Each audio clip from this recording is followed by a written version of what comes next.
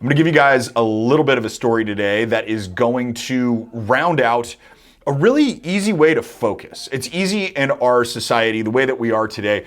There's so many things that are competing for your attention. There's so many things competing for my attention. My phone's got push notifications on it, which I gotta get off of there. People walk into my office all the time. My phone rings. I get emails just like you do. We get distracted so much. And I wanna share with you guys a really, really simple, actually fun way to focus everything and cut out all the noise, all the chaos that's going on in the world around you, and just bring it down to the most important things. But as usual, I got to start off with a story. So I go into the FedEx office store the other week because I had to get some things printed up that were like on card stock, more than our copier or printer here at the office would do it. And I went into the FedEx office store, which I can imagine is one of the most boring jobs on the planet. These people are standing there and they're printing stuff off, or they're folding pages, or they're cutting pages, or whatever. It's got to be such a boring job. And so I go to this guy that's there, and he's got a name tag on. His name is Dave. And Dave is standing there, and I got something printed out, but it wasn't exactly right, and they had to reprint it. And so Dave and I are standing there for about 10 minutes while they're getting it done. And Dave says, "Hey, I'm working on my stand-up skills. Can I share jokes with you?" And I'm going like, "All right, Dave," from FedEx office, "let's see how this goes." And he starts off and he goes, "What do you call a cow with 3 legs?" And I'm like, I don't know. Like, I'm trying to think about it, right? I was in it, but I was trying to think about it. I couldn't think about it. And he goes, "Tri-tip." Ah, got it. So then he rails off another one. Now, granted, he's not getting a Netflix special anytime soon, but he gets this other one, which he says, "What do you call a cow with 2 legs?" I go, I have no idea. And he goes, "Lean beef." Ah, now I get it. And he says, "What do you call a cow with no legs?" I'm like, I don't understand. What is it? And he says, "Ground beef." It's something that makes sense after he says it. But what he's doing is he's sitting there and he is making his job, which I am sure is really, really, really boring. He's making it fun by just doing stupid little things throughout the day. I'm sure he tells those jokes to a lot of customers, but it's there to pass the time. That 10 minutes that I had really went by quickly because of this guy's interaction and his just willingness to play a little bit of a game. So that's the lesson for today's episode, and that's the thing I want to talk into a little bit more. And the lesson is simply this: you make the intolerable tolerable by making it fun. All right, so we've got all these things that we need to do that really, they're intolerable. They're not fun to do. They're things that nobody wants to do. Everybody looks at it from, like, we'll talk about a business perspective specifically. Like, everybody wants to do the fun stuff. They want to do lead gen. They want to do sales. They want to do onboarding because it's exciting. You're growing your top line when you're doing that. But the people that make the most money are doing the most boring stuff. They're looking at optics, they're looking at processes, they're looking at systems, they're looking at their people, they're looking at their taxes and their legal structure. Those are the people who make the most money, and that's the most intolerable stuff. It's the most boring stuff. I don't love doing it either, but I do it based on what I'm going to share with you guys inside of today's episode. And so, like, a lot of the stuff that I do with the companies that I consult for, it is a lot of this type of stuff. People come in because they want to have the marketing brain that I've got. They want to have my thoughts on how they should go about messaging something, how they should bring new prospects in, drive leads, and then close more of those leads, and then how to make money on those leads.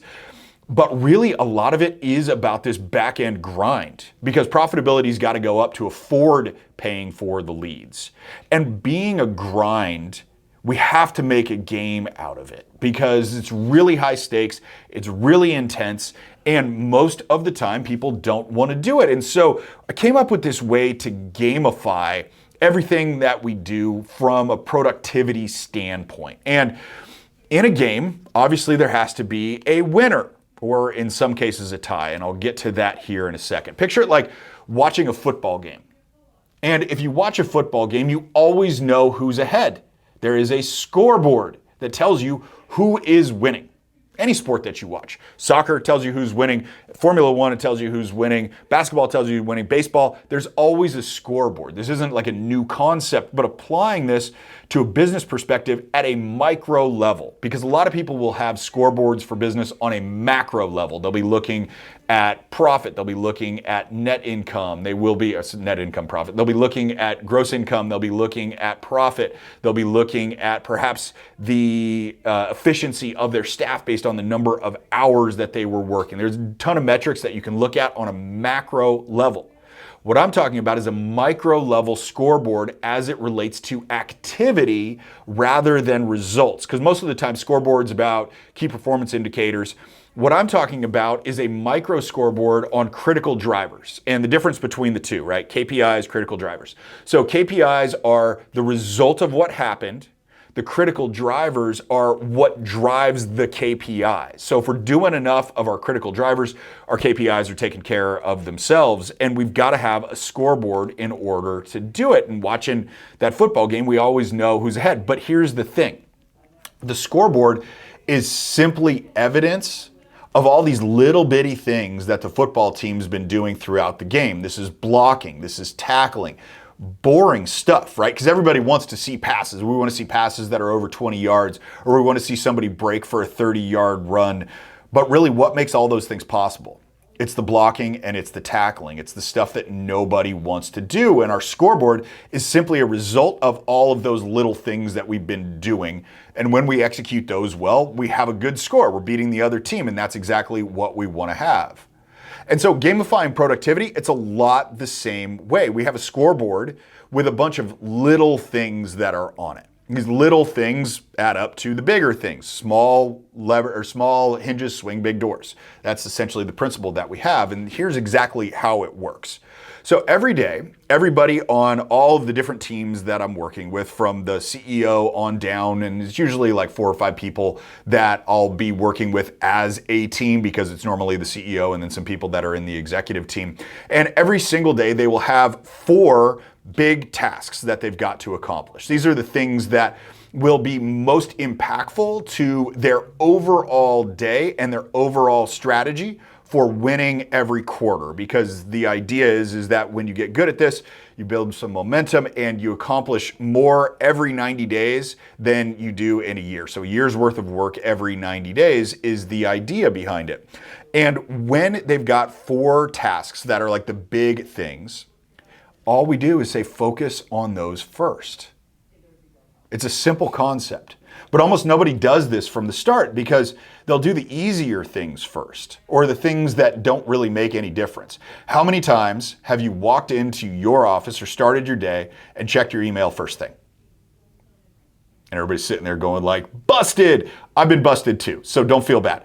It is something, though, that just sucks your time, or you take calls right away, or you go in meetings right away, or whatever it is that wasn't done with intentionality about the most important things that there are for you.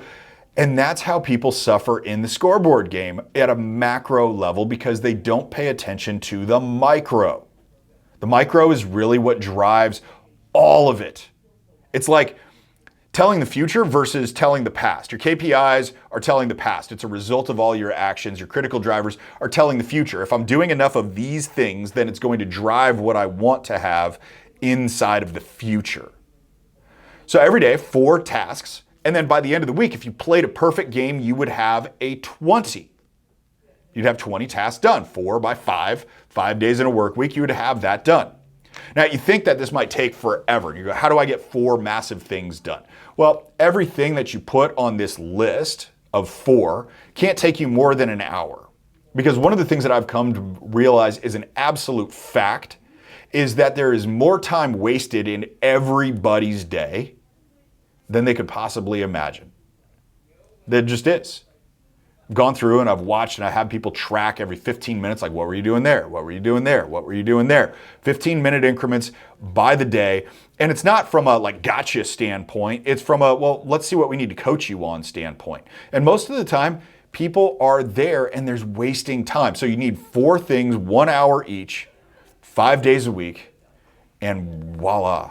Like, that's all it is. You think that it's some like massive complex thing, but that never really works. It's always the simple stuff. The simple stuff is what works. And so every week, everybody's competing to get the highest score. And sometimes we'll have ties. I talked about ties earlier. So you'll have 20, and if everybody gets a 20, awesome. Then we tied, but we're all going at max capacity, all max impact. But sometimes somebody wins, and that's great because there's competition in it. When it comes to hiring, and this is just like a little bonus, when it comes to hiring, hire competitive people. Like, hire competitive people. If they are not doing some form of competition in their outside of work lives, then don't hire them, because they just work better.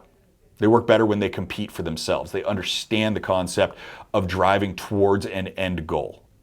But I'll cover that in a different podcast, I am sure. For now, let's get down to what you need to do as a result of listening to this episode here. So first thing is know what you want. Second thing is find a game and play it. It could be the game that I just gave you where you've got 4 things a day, and if you add them all up, you get 20 in a week. Could be this game, could be another game. And remember this, guys, business doesn't always have to be so serious. When we call it a game, it becomes more fun because of the frame that we put on it.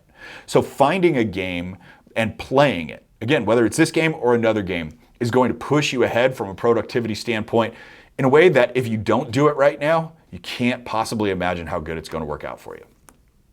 All right, here's the deal.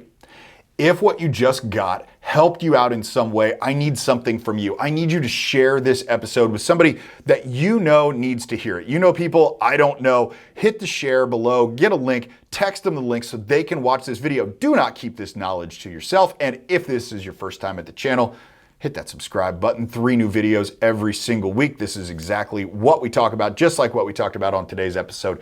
And I don't want you to miss one of them. All right, guys. See you on the next video.